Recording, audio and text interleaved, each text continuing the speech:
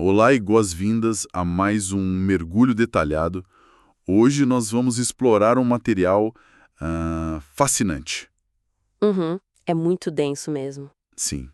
Nossas fontes focam naquela grande transição documentada no livro de Números, sabe? Especificamente cobrindo dos capítulos 1 ao 34. Exato. É um relato histórico legal e, sobretudo, logístico, de um povo inteiro se movendo. E só para deixar claro para nossa audiência, a missão por aqui hoje não é entrar em nenhum tipo de debate teológico, né? Longe disso. Com certeza. O foco é outro. O objetivo é analisar como uma massa imensa de pessoas que tinha acabado de sair de gerações de um regime de escravidão tentou se organizar numa sociedade totalmente estruturada. E isso no meio do deserto. E aí que a coisa fica complexa, porque o que estabelece o tom para toda essa narrativa é a constante tensão entre uma ordem que tentava ser absoluta e o puro caos humano. Nossa, sim, o caos ali era a regra. Tem logística extrema, o fardo pesadíssimo da liderança, a natureza humana lidando com frustração e até uns momentos bem inusitados. Ok? Vamos desempacotar isso. Ótimo! Eu costumo dizer que é fascinante ler esses relatos como um gigantesco estudo de caso. Pensemos numa mistura de administração pública, sociologia e psicologia de massas. Tudo isso operando no limite da sobrevivência, né? Exatamente. O desafio ali era tentar impor uma estrutura incrivelmente rigorosa a um grupo de pessoas que estava assustado, exausto e enfrentando uma quebra total de paradigma na vida deles. E olhando aqui para as nossas notas iniciais, a magnitude desse desafio fica muito clara logo no capítulo 1. O relato descreve um censo inicial extremamente meticuloso. Muito detalhado. Não era só contar por contar. Eu tenho os números anotados aqui das fontes. Foram contados 603.550 homens de 20 anos para cima aptos para a guerra. E isso é só a ponta do iceberg, né? Pois é. Se a gente extrapolar isso, incluindo mulheres, crianças e idosos, o cálculo nos leva a uma verdadeira cidade metropolitana ambulante. Estamos falando possivelmente de mais de 2 milhões de pessoas. É um absurdo de gente. E como é que se move uma metrópole inteira a pé por um ambiente totalmente inóspito? É o tipo de pesadelo logístico que faria qualquer general moderno perder o sono. E é por isso que a resposta relatada no texto é uma precisão geográfica quase maníaca. Maníaca é a palavra certa. A estrutura do acampamento não tolerava improvisos de jeito nenhum. Havia uma planta baixa imutável para a cidade inteira. As tribos tinham coordenadas exatas para montar as tendas. Ninguém acampava onde dava na telha. Não mesmo. A tribo de Judá, por exemplo, recebia a posição de vanguarda. Eles marchavam primeiro e ficavam acampados ao lado do Oriente. E no centro disso tudo, ficava o tabernáculo, né? A tenda da congregação. Isso! Era um núcleo cívico e administrativo protegido geometricamente por todos os lados. O que me chamou muita atenção no material foi a divisão do trabalho para mover esse centro cívico. Os levitas que, curiosamente, ficaram de fora daquele censo militar geral... Eles tinham outra função. Exato, eles funcionavam como uma equipe de infraestrutura altamente especializada. A fonte lista um nível de detalhe impressionante. Havia um grupo específico, os coatitas... Que pegavam a parte mais pesada da responsabilidade simbólica. Sim, eles eram responsáveis só pelos objetos sagrados mais sensíveis, como a arca e os altares, e o detalhe é que eles tinham que carregar tudo nos próprios ombros. Sem ajuda de animais para isso. Gersonitas e os meraritas cuidavam da infraestrutura bruta. Cortinas, tábuas, colunas... E aí sim, usando carros puxados por bois. É como a montagem de um festival gigantesco que precisa ser refeito a cada parada. Se uma dessas engrenagens falhasse, a sociedade inteira literalmente parava. E se conectarmos isso ao quadro geral, como você gosta de analisar, a gente percebe que não se tratava só de mover objetos. Se conectarmos isso ao quadro geral, exatamente nós vemos a necessidade de manter o controle sanitário e social. Milhões de pessoas convivendo coladas umas nas outras. O sistema de comunicação precisava ser à prova de falhas. Aquela parte das trombetas de prata batida achei genial. Sim, diferentes toques funcionavam como um sistema de transmissão em massa, seja para convocar apenas a liderança, reunir a população toda ou dar o sinal de partida. E tinha o controle visual também. a nuvem que pairava sobre a tenda. Que parecia fogo à noite. A regra era binária e absoluta. Nuvem parada, o acampamento fica parado. Nuvem em movimento, a cidade marcha. E para manter toda essa sociedade unida, as fontes mencionam leis que, à primeira vista, dão um nó na cabeça. Parecem bem peculiares. Tem várias regras bem específicas mesmo. Tem a descrição do voto de Nazireu. A pessoa fazia uma consagração que proibia de cortar o cabelo ou de consumir qualquer derivado da uva, vinho, bebidas fortes. Práticas como essas serviam como ferramentas de coesão. Ao adotar restrições tão visíveis, se criava uma identidade visual e comportamental única. Forjando uma cultura do zero, basicamente. Isso. Para um povo que precisava desesperadamente deixar para trás aquela identidade de escravos e se ver como uma nação independente sob novas leis. Sem isso, uma massa desse tamanho simplesmente colapsaria em anarquia. Só que aí entra o fator humano que é imprevisível. Apesar dessa maquinária logística impecável, o povo começa a se cansar da rotina. Principalmente da dieta, né? Nossa, sim. O relato descreve o alimento deles, o maná, como algo parecido com semente de coentro, com um sabor de azeite fresco. Pode até parecer gourmet nos primeiros dias, mas a frustração alimentar toma conta. E as anotações trazem uma lista com um humor quase trágico. O cardápio da saudade. Eles choravam pela falta dos peixes que comiam de graça no Egito, dos pepinos, melões, alho-poro, cebolas e alhos. O que transparece aqui é uma questão muito profunda sobre a psicologia humana.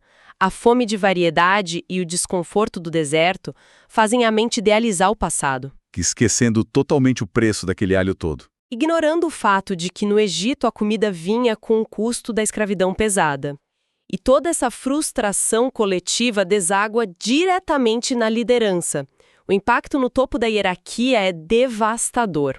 Moisés entra num colapso emocional pesado.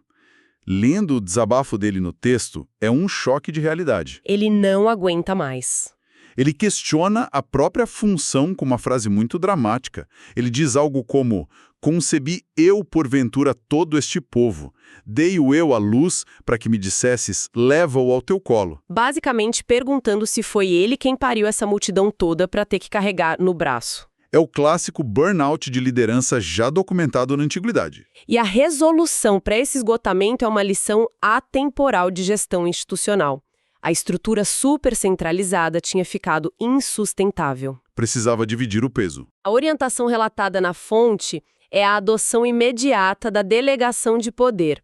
70 anciãos são escolhidos para dividir essa administração e o fardo espiritual. Com ele, o poder precisa ser distribuído para o sistema não quebrar. E sobre a reclamação da comida, a resposta do relato vem num formato de abundância quase punitiva. O famoso incidente das codornizes. Esse episódio é impressionante. Uma tempestade traz uma quantidade absurda de aves, cobrindo os arredores do acampamento a uma altura de quase 2 côvados. Dá cerca de 1 metro de ave no chão. Mas essa abundância imediata aciona a ganância desenfreada de todo mundo. E o que era para ser alimento vira uma praga gigantesca. O local até ganha o nome de Kibró Hataava, que significa os sepulcros do desejo. E como desgraça pouco é bobagem, a liderança também sofre ataques internos logo depois disso. Na própria família, né? Tian fica leprosa por 7 dias e precisa ser isolada. E mal saem dessa, já entram numa crise monumental que muda o destino de todo mundo ali. O envio dos 12 espias a Canaã. A missão de reconhecimento desses 12 líderes tribais é, sem dúvida, o grande ponto de inflexão sociológico de toda a narrativa. Eles passam 40 dias mapeando a região e trazem evidências físicas impressionantes. Trazem um cacho de uvas gigante do Vale de Escol tão pesado que exigiu 2 homens para carregar numa vara. Mas o problema central relatado nas fontes não está nos dados coletados, está na interpretação catastrófica que eles fazem desses dados. Pânico total. 10 dos 12 espias sofrem um pânico coletivo. Descrevem cidades impenetráveis, habitantes que pareciam gigantes, e o relatório termina com uma frase que destrói o moral de todo mundo, afirmando que éramos aos nossos olhos como gafanhotos. Apenas Josué e Caleb tentam trazer uma visão estratégica para superar o objetivo. Mas como é que uma sociedade de 2 milhões de pessoas entra em colapso por causa do pânico de 10 indivíduos?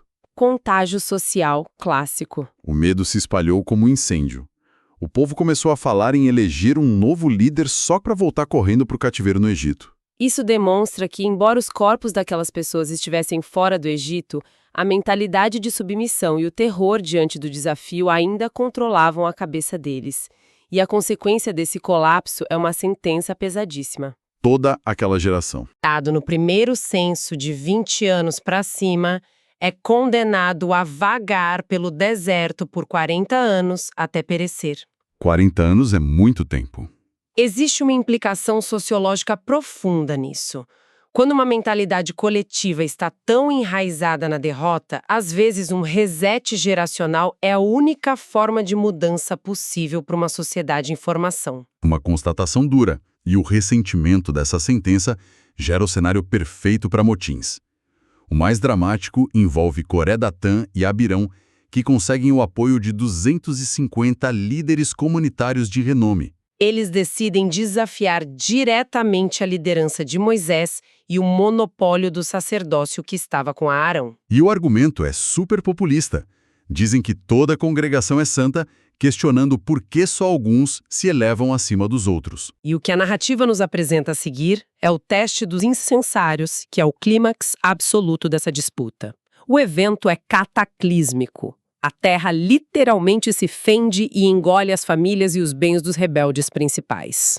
Enquanto um fogo consome os 250 líderes. Para encerrar qualquer dúvida sobre a autoridade, rola um teste final.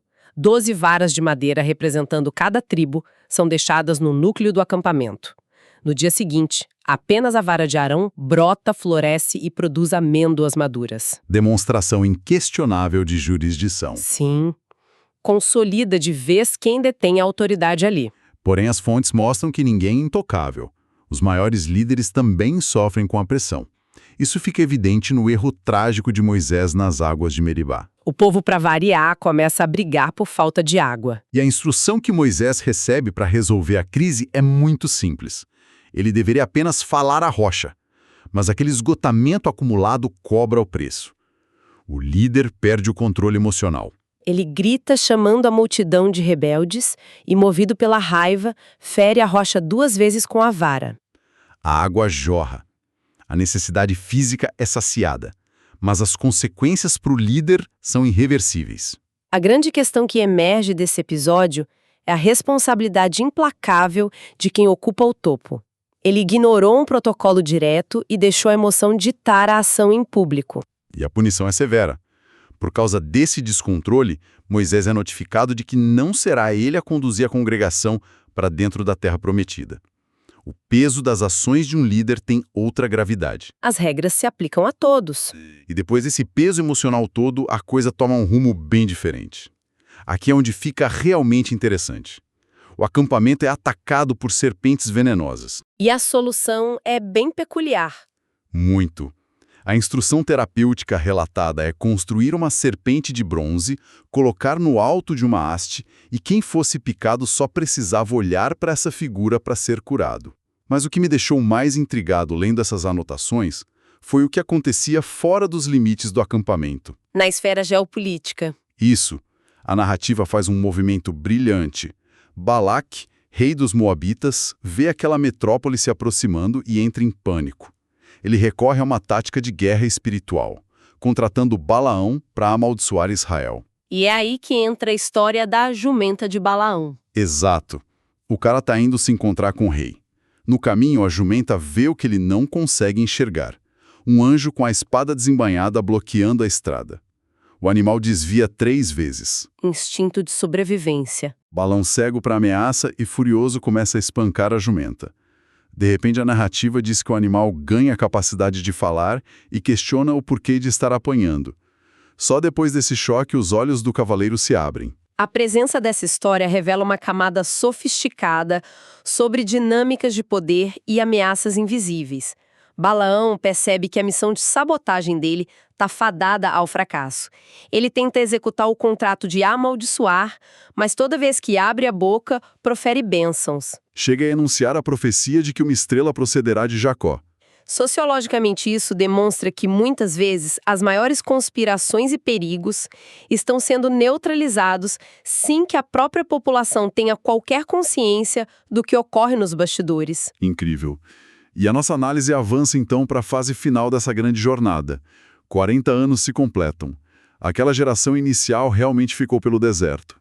Há necessidade de um novo censo. E os números contam uma história interessante. Sim, o número final documentado agora é de 601.730 homens.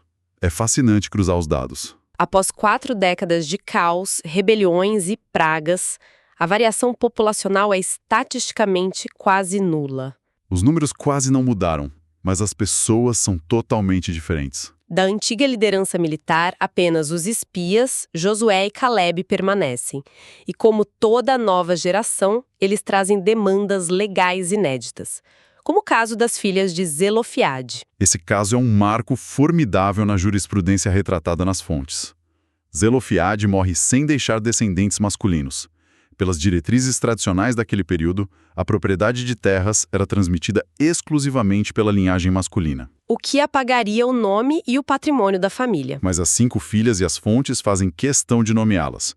Malá, Noá, Ogla, Milca e Tirza se levantam perante os conselhos e exigem equidade. Uma atitude de muita coragem. E a resolução altera o código legal em tempo real. Fica decretado que as filhas herdariam a propriedade do pai. Isso ilustra de maneira poderosa como o sistema legal de uma sociedade emergente precisa se adaptar para corrigir falhas. A geopolítica dessa nova geração também demanda muita negociação. Temos as tribos de Ruben e de Gade, que enriqueceram com muito gado. Eles olham para as terras férteis a leste do Rio Jordão, que já tinham sido conquistadas, e pedem para ficar por lá mesmo. O que de início causa uma indignação imensa em Moisés. Ele acha que é covardia militar, parecida com a dos espias décadas antes. Mas as lideranças chegam num acordo prático. As tribos deixariam as famílias e o gado em segurança nas cidades construídas a leste, mas a força de combate cruzaria o rio e lutaria na linha de frente até todas as tribos garantirem suas terras. É um exercício diplomático clássico. Um compromisso que assegura a coesão militar enquanto respeita as condições econômicas de alguns grupos. E todo esse refinamento legal serve de pano de fundo para a transição de poder. Moisés sabe que o fim da jornada dele está próximo. As fontes relatam uma cerimônia pública onde ele impõe as mãos sobre Josué na presença do sacerdote Eleazar. A transferência formal de autoridade executiva e militar para uma nova mente, preparando o terreno para a próxima fase. Então, o que tudo isso significa no final das contas? Observando tudo o que desempacotamos, o livro de Números entrega uma mensagem bem pé no chão. Ter leis e infraestrutura não anula a exaustão humana. De forma alguma. Não impede a vontade de jogar tudo para o alto e não elimina o perigo da ganância ou do medo que paralisa. O avanço por territórios desconhecidos cobra um preço altíssimo de resiliência. E a renovação da liderança é o oxigênio necessário para o projeto sobreviver. A síntese perfeita é que a engenharia do comportamento humano é uma ciência infinitamente mais complexa do que guiar milhões de pessoas fisicamente.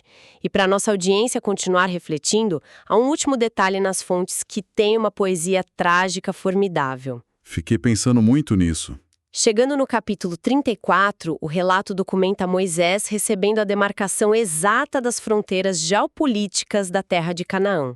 São especificações geográficas milimétricas pelo Mar Salgado, subida de Acrabim, Rio do Egito, até o Mar Grande a oeste. Um mapa perfeito. Entregue nas mãos de um líder que dedicou 4 décadas respirando poeira de desertos implacáveis.